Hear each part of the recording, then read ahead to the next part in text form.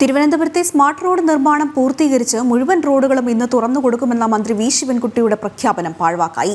നിർമ്മാണം വൈകുന്നുവെന്ന വിമർശനത്തിനിടെ അന്തിമമായി മന്ത്രി പ്രഖ്യാപിച്ച തീയതി ഇന്ന് അവസാനിക്കാനിരിക്കെ പ്രധാന റോഡുകളിൽ നിർമ്മാണം ഇഴയുകയാണ്.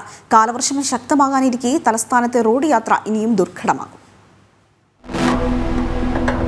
ഇന്ന് തിരുവനന്തപുരത്തെ സ്മാർട്ട് റോഡ് നിർമ്മാണം പൂർത്തീകരിച്ച് മുഴുവൻ റോഡുകളും തുറന്നു കൊടുക്കുമെന്നായിരുന്നു മന്ത്രി വി ശിവൻകുട്ടിയുടെ പ്രഖ്യാപനം.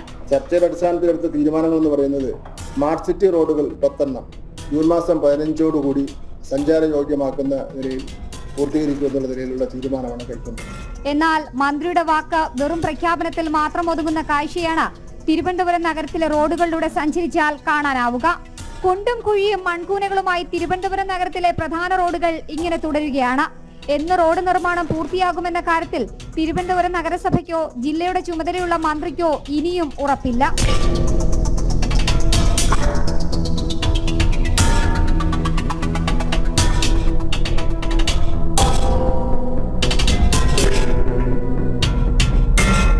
മഴക്കാലമാകുകയാണെങ്കിൽ റോഡ് നിർമ്മാണം 15-ന് പൂർത്തിയാകുമോ എന്ന ആശങ്ക പ്രകടിപ്പിച്ച മന്ത്രിക്ക് മുൻപിൽ കാലാവസ്ഥയും അനുകൂലമായി. തിരുവനന്തപുരത്ത് അനുകൂല കാലാവസ്ഥയിലും റോഡ് പണി ഇഴയുകയാണ്. അങ്ങനെ വീണ്ടും ഒരു പ്രഖ്യാപനം കൂടി കടലാസിലാവുകയാണ്. ജനം, തിരുവനന്തപുരം.